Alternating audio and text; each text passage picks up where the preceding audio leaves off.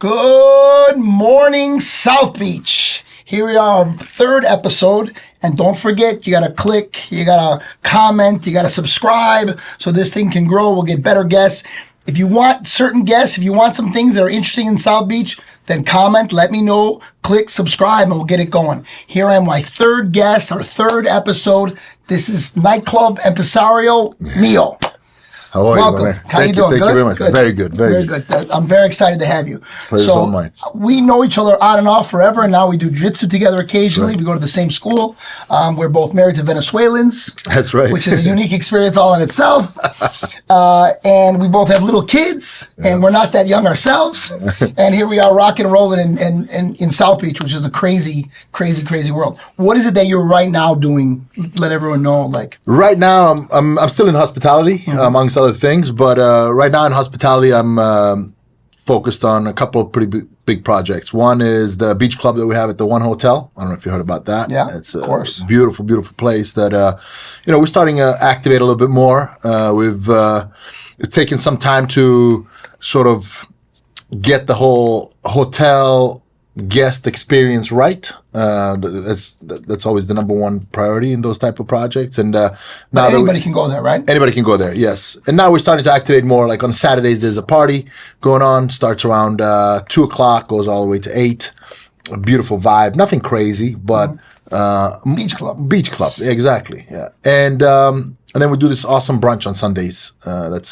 That's really taken off. It's beautiful. Cool. Live music, DJs, great food, great atmosphere, and obviously it's again on the beach club, so it's a very unique experience. And how do they find that? How do they get there? How do they go there? You go to the One Hotel. You go to the One Hotel, yeah. Miami Beach. Yeah, exactly. That's it. One of the best hotels on South Beach, and so it's not hard to not hard to promote. Yeah.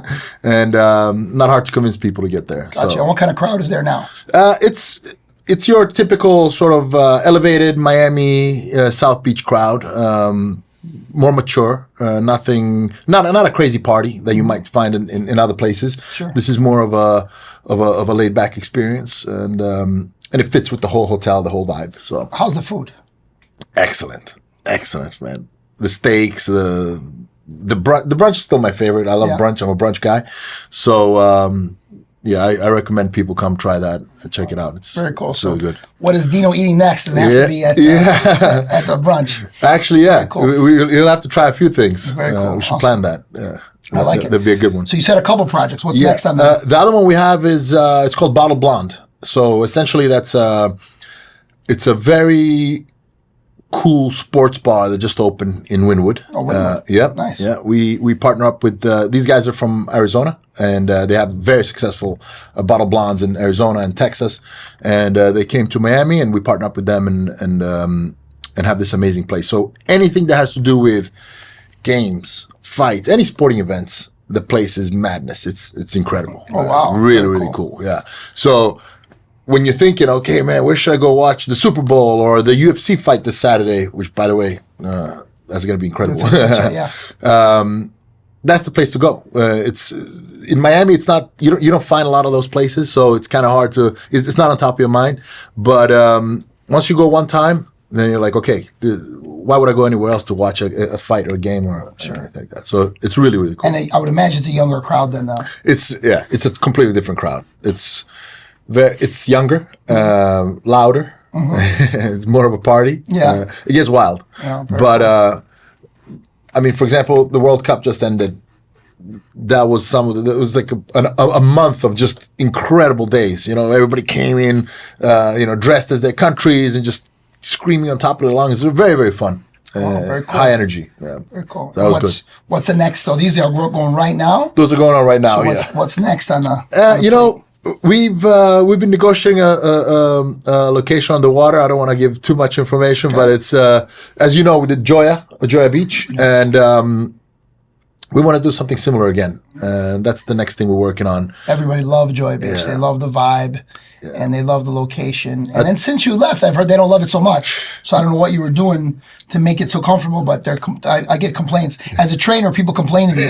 So I hear that they went there and they had a great time, or I hear they went there and had a bad time. And lately they've been having a bad time. So I think it's like anything, whether it's hospitality or or coaching or training or mentoring, whatever it is, there's really no secret sauce. It's pretty proven what works and what doesn't. It's about your effort and the love that you put into it and how you treat people and your quality control, no matter what you do, whether that's food or training, like you said. Once you have your quality control and you're taking care of people the best you can, they'll reciprocate. And once you stop doing that, they won't care about you either. They'll go somewhere else. That's right. So I think that changed a little bit when we left, and since then I don't think the results are the same for them, but that's okay. We're looking for our next one, which probably won't be as big in size, but definitely should have the same impact and the same punch. Now, since I've been in South Beach, you've always got the hottest crowds and celebrity. A lot of celebrities go to your spots. Why are they coming to you, and who comes? Any celebrity you could imagine, really. And I have to admit, well, one, we opened good projects. Rockwell, Miami was, a great nightclub that, attracted so many people. Joya Beach, same thing. One huge factor to why all those people come is my partner, Chris Pacello. Sure, of course. He's a celebrity magnet. He has been since. He's incredible. I can remember, Yeah, and he knows everybody. So, celebrity or not, that guy has a network that I haven't seen matched anywhere yet. So, that makes it a lot easier for me. Sure. He makes a couple of phone calls, people will show up, and, we deliver a good product. So, that was a good synergy. And I know Floyd loved Joya. Yes. Floyd Played with it a bunch of times. Yeah, he really loved it. One of my favorites, Mike Tyson, which I'm sure you. Sure. Mike Tyson is. He was a great guest at Joya a few times. Obviously, Chris knows him from way back in the day, and they're close friends. So, seeing that guy at Joya and hanging out and having a chance to speak with him, have lunch with him, that was pretty cool for me. Because that's a guy that. People in my generation always looked up to and growing up. It's remarkable how small he is. Yeah. Because you're a big guy. Yeah. And a lot of the guys he fought were your size. And he's my size. Yeah. It's remarkable. He was the heavyweight champion of the world at 5'11", 220, 215. Yeah. It's amazing. Shows you the quality of technique and conditioning and focus that he had to climb some of those big mountains because they were big guys. Incredible. And I don't know, if you compare it to today, you don't see that. Maybe times were different. I don't know, but I haven't seen it. Nobody's seen anything like it since. Yeah, So Jack Dempsey was a small heavyweight. Marciano was a small heavyweight. Tyson. Every generation, every so often that happens, there's something special. In a small package, but it's exceptional. Yeah. Yeah, you're a big fight fan, and you train with. You're just a regular guy, but you train with professional fighters. Who have you trained with? One of my close friends that I've trained with quite a bit is Ilir Latifi, UFC fighter. Yes. And killer. Also not a big guy. No. But he makes me feel light and small, to say the least. He's so remarkably strong. He's a freak of nature, that guy. Yeah, it's incredible. You think you're strong, and you think you know a couple of moves, but then a guy like that comes in and just you realize, like, oh my God, there's different levels to this type of thing. There's a reason why he's getting paid for it. Yeah, exactly. Yeah, he ragdolls people. It's crazy. Yeah. It's crazy. It picks me up like I pick up my son, basically. That's with that ease. Yeah, it's remarkable. And what you know better than I know how sweet the personalities are of these killers. Incredible how they balance that. Yeah, so they can be killers, like you say, but they're the sweetest people out there. They're emotionally, they'll connect with you. They will, extend a helping hand. They're there. They're just really good friends, and I think that's awesome. Yeah, it's remarkable. Yeah. They're a different animal. Yeah, and no one really can appreciate that unless you get to know them. It's very strange. Yeah. You wouldn't believe it sitting on the couch watching him punch his face off. Yeah, exactly. But even in jiu-jitsu, like for example, I train with Cyborg. The guy will kind of guide you through all the moves and make you kind of feel that you're progressing, and you are progressing, you're learning, but he's making you feel like you're competing with him, and he puts himself at that level, and it's incredible. But then you see him, when he goes for real, and you're like, okay. Is he 41? I think he's 40. I think he's 42 this year. 42? Yeah. And the most recent, no gi world champion. World champion. It's exactly. remarkable. Yeah, he just keeps winning. The shape he's in is just, you look at that and then you're like, okay, I can work harder. I can train more. Yes, I can be better. If he can, why can't we all? They are inspiring, but they are special. Absolutely. Yeah, absolutely. They are. So you have the new waterfront project. You have the two that are going. Anything outside of hospitality you're working on? Yes. I'm doing a few real estate deals that. Again, with Chris, actually, that we've been working on, which... We have to get Chris in here. I'm sure he's got some great stories. Man, that guy, you're going to need a couple hours to talk to that guy. He's, he'll definitely be able to give you some good stories. And so we're working on a couple of things, me and him, and I'm actually working on a couple of things in Europe, too, which might not be too exciting for this podcast, but also in real estate. So. But, South Beach is very Euro-friendly. We have you're from Europe, yes. and so many people are in South Beach. I have so many French clients, tons of Italians. Yeah. So I think that they're very, very close. So anything you have will... it's great. Connected. It's great. And, I'm focusing on Montenegro, which is a great destination in itself. So that way... once those projects are completed, that'll be. We're trying to open a couple of mini hotels and of that nature. Yeah, so it'll be another great destination for people. So it all kind of ties in together. Yeah, it seems that you just like taking care of people. Yeah. I'm pretty good at it. In a way.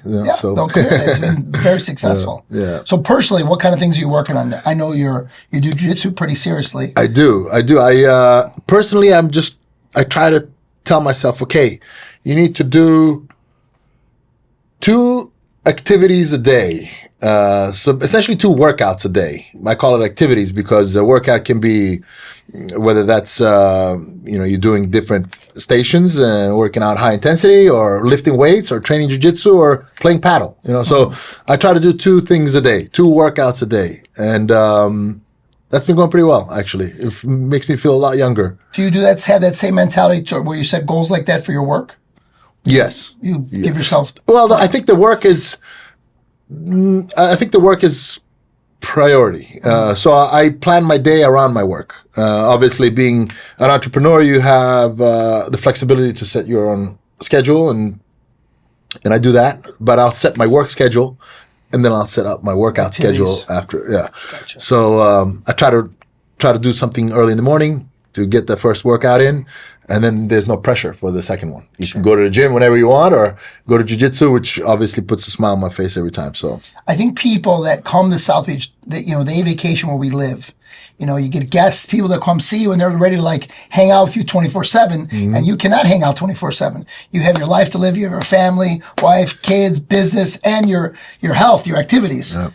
It's hard for people to wrap their brain around it because it seems like paradise. Seems like so much fun. What are you gonna you're not gonna come for coffee? You're not gonna come for lunch? No, I gotta work. They're like, but we're here, so let's go out. That's the toughest one, is the going out. So we ended up selling the nightclub when the pandemic started, and since when you get out of that sort of nightlife mode that you've been in for so many years, it's very hard to then go and be part of it. In other words, for me to go out to a nightclub is not, I don't really look forward to doing things like that. It's not fun. Yeah. I don't drink, Yeah. I drink some wine for dinner. I like that, but I don't drink alcohol. I haven't drank alcohol for 5-6 years now. It's a long time. I don't enjoy the next day. That's the problem, So like everybody else. So, when people come here and they want to go out, that's a tough one for me. I love going to dinners. I love hanging out. But the late night, no, that's not for me anymore. Yeah. You and me both. I worked in nightclub business in Chicago for many years. And I came and I swore to myself that no matter how broke I was, I would not take a nightclub job. I was, there was no plan B, that the gym was going to be the only plan, and sink or swim. Yeah. And eventually we started to swim. But otherwise, it's hard to get out of the fast cash. The it's social very hard. life, it's really it's difficult. And look, I get drawn towards it because of the money, and I know the business. We're a great group of people that we could open something amazing pretty easily again, and it's always tempting in that sense. But then you kind of you realize, like, wait a second, what I have right now is very valuable. Being able to wake up with your kids in the morning and take them to school and spend that time. You can't do that if you're out till 4 or 5 in the morning, drinking. Then plus, it seems like you found your niche. This like 2 o'clock to yes, 8 o'clock, 10 o'clock situation. It's perfect. Yeah, it's perfect. I love that. I love that, and also it's believe it or not, it's easier. So, for example, for me to invite you to go to a nightclub, good luck. It might come once a year. For some spectacular event. Sure. But for you to come to brunch on a Sunday with your family, sure. Yeah, that's a little bit easier. So it also allows you to spend time differently with people, which I enjoy. I enjoy hanging out, talking to people, as you know. So when you have these type of places that are a little bit more chill, it's not like this loud music where you can't talk. It makes it more enjoyable for me as well. So how do people find you? People are going to want to reach you, tell you, get a hold of you. They want to come to your spots. Tell them all about whatever social media you guys have. Yeah, so obviously my Instagram, Mio78.